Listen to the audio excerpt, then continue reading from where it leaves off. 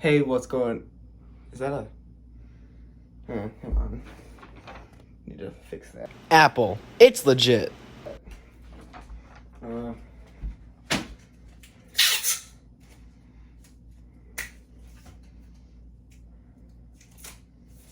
Oh, dang it. Okay.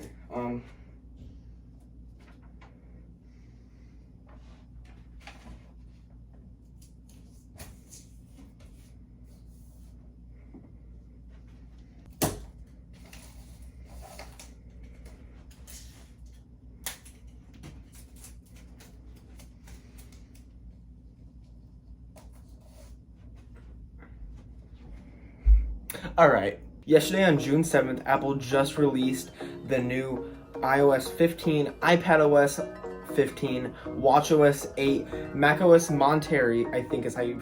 Hey guys, just really quick, sorry I forgot to say this. They didn't release this stuff, but they announced it yesterday, okay? I don't know why I said release, but I did. Alright, back to the video. Pronounce it, and a lot more. So we're just gonna go get right into this. So starting out with iOS 15 and FaceTime. With iOS 15, Apple released a bunch of new things with FaceTime, such as portraits with FaceTime. So you can actually turn your phone horizontally so that it's in portrait mode, like you were recording a video for YouTube, like I am right now. And what you can actually do, it blurs out the background and actually focuses in on you, which is a very cool feature in my opinion, so it creates a much more immersive experience. Another new thing coming to FaceTime with iOS 15 is if you have AirPods, you can actually use the spatial audio feature to have people that are on the screen and it'll sound like they're in the room with you. So if someone's up on the left, you'll hear in your AirPod them talking in the top left. And if someone's in the bottom right, you'll hear them talking in the bottom right. Or if someone's in the center of your screen and they're talking, you'll hear like a normal audio experience. Another brand new thing coming to FaceTime in iOS 15, which is the thing that I'm most excited for, is SharePlay. Which if you don't know what SharePlay is because you didn't watch the keynote today, SharePlay is actually where you can share audio with your friends with FaceTime and also video. So if you're already on FaceTime with one of your friends or multiple friends, you can actually just go straight into Apple Music, play some songs that you want, and it'll start syncing with everybody that's in the FaceTime call.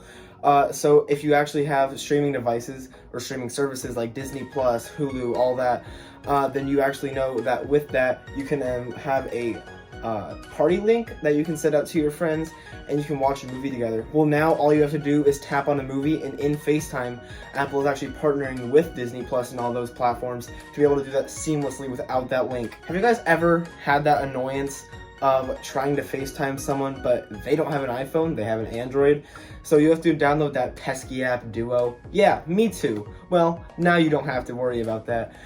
With the link that you can provide to friends with Android through a web browser, they can actually join your FaceTime call. So this is not limited to Apple anymore, Apple devices. It'll actually come into Android. It is not coming as an app though, it is only through a web browser. But nonetheless, I think this is a very cool feature to include multiple people and multiple different friends and family members. For example, my dad actually has an Android, so if I ever wanted to FaceTime him, I could just send him the link, and through the web browser, he would be in my FaceTime call. And you can use SharePlay with that, and it's not just limited to iPhone. So I think this is very cool considering it's Apple and they like to be limited. iOS 15 also comes with some features to FaceTime, like scheduled FaceTimes. So you can actually schedule a FaceTime call and you can add it to your calendar. So say you want to schedule a FaceTime for 2:15 p.m., you can do that and the FaceTime will be scheduled for that time. So you can tell your friends to join your FaceTime call and it'll send them the link at 2:15 so that is actually scheduled. Something new with iOS 15 is the ability to customize your notifications and the way that notifications get sent out to you. So now if there are notifications that you don't want being sent to you, rather than just turning them off because they're annoying, you can actually have this thing called Focus, which is where your main notifications that get shown up on your notification center, but the ones that you don't care about as much and are not as important are actually scheduled for either in the morning or at a certain time or at the end of the day, rather than whenever they get sent to you. And it'll actually come up as a summary rather than all your notifications being sent to you at once. This is actually a very cool feature. Or if you don't want any of your notifications to be sent to you at all, you can just turn on Do Not Disturb and none of them will be sent to you. But with the focus feature, things like calls and messages and emails, those things will still be sent to your notification center. But things like Reddit, Discord, Instagram, those things that can wait for later will not be. Apple, trying to compete with other things like Android and the Note series of phones, is now adding something called live text, which is when you take a picture of something with text on it, you can actually copy and paste the text straight from the image. And it doesn't even have to be like that. If there is an image in your camera roll already and there's a phone number, for example, it'll come up with a link, and all you have to do is click the link and call the number. So you can copy and paste. This is what Android has had for years and years. I think Note has had it the longest with the Note series. You can just straight up copy and paste from your photos, making it way easier. If you actually have a bulletin board with things on it, you can take a picture of that, copy and paste it into email and send it out to whoever you need. Of course, it's not just limited to email. You can do it through a multitude of platforms. You can do it in WhatsApp, you can do it in Messages, you can do it with anything that supports messaging capabilities. For years now, Apple has been advertising their wallet feature, which allows you to leave your credit card and debit card at home and just bring your phone. Now you can have that same exact feature, but instead of it with your credit card, it's with your ID, your driver's license ID. So later on, it's going to be supported for more things, but right now it's only supported for things like TSA at the airport. So later on, I'm pretty sure you will be able to like go to the store and buy drinks with that, rather than it just being limited to the TSA. So it's definitely going to be rolled out for much bigger things later on, but right now it is limited to just the airport. Another new thing in Wallet is your keys. So things like newer cars and cars that are going to be rolled out in the next year are actually going to support keys in the Wallet app. You can also leave your keys at home now and just take this. You do have to have CarPlay for this on your car, and so like newer cars, like for example the Porsche Taycan Turbo S, and also newer cars just like that, the 2020 Chevy Colorado is actually a good example of this because it's still a year old, but it does support CarPlay. So once you update your car, this should be rolling out in the next month or year. And yeah, that's going to be a cool feature. I can't drive, so I can't test this out, but that's going to be cool for other people. Ever since 2012, Apple has tried to compete with Google and Waze in the maps. Now, a lot of people think that the Apple Maps is not superior to Google Maps and Waze, but some do disagree, and Apple is definitely trying to prove themselves, push Maps out to a larger demographic of people. So now what they're doing is they are giving it a brand new design, and they are actually making it way more 3D, and they are even having augmented reality directions for things like walking. This is being rolled out to major cities very soon, and is going to be rolled out to other cities, but right now, or soon in the next month or 2 months, it is only going to be for LA, New York City, all those types of places that are very, very big cities. Alright guys, let's talk about AirPods. AirPods have been a big thing for a lot of people and are one of the most popular Bluetooth headphones ever right now. Now the thing about AirPods is how tiny they are. They fit in your ear literally like this, and you can barely even see them. So AirPods are very easy to lose. To prevent losing them now, they are actually being tracked with Find My, which they haven't before, which I even thought they were, because a couple times I have lost my AirPods just around the house and couldn't find them and tried to use Find My, but they're actually being supported on Find My now. You can actually play a sound if you cannot find your AirPods or you know that they're nearby. You can play a sound whether they're in their case or not in their case, and it'll tell you exactly where they are. They have precision tracking just like AirTags, to tell you how many yards, how many feet, how many inches away they are, and it'll tell you whenever you're close, and you can even put them into lost mode so that they're not functional until you find them. One of the biggest features for AirPods is spatial audio. Spatial audio, like I talked about earlier, is when you can hear your surroundings around you and not traveling through your ears. You can hear it behind you, you can hear it above you, you can hear it below you, you can hear it everywhere, and it even follows your head. So the more you turn your head, the sound will stay in this ear or the sound will stay in this ear, depending on where you turn it. When that was released, that was only for certain things in Apple TV, but it's actually now being released for Apple Music. So AirPods does now have spatial audio support for Apple Music, coming soon with iOS 15. With the release of iOS 15, they of course cannot forget about the thing that a lot of people still love, iPadOS. iPadOS 15 is also being rolled out with iOS 15 and has a lot of new things coming to it. With iOS and iPadOS 14, they started to do widgets on the home screen, widgets everywhere. iPadOS unfortunately did not have the best experience with widgets like iPhone did. So now they're actually giving better widgets to iPad and bigger widgets to iPad to have a much better iPad experience. Another widget that's being added to iPad is the app library. The app library is something that is on iPhone and is also on Android, I'm pretty sure.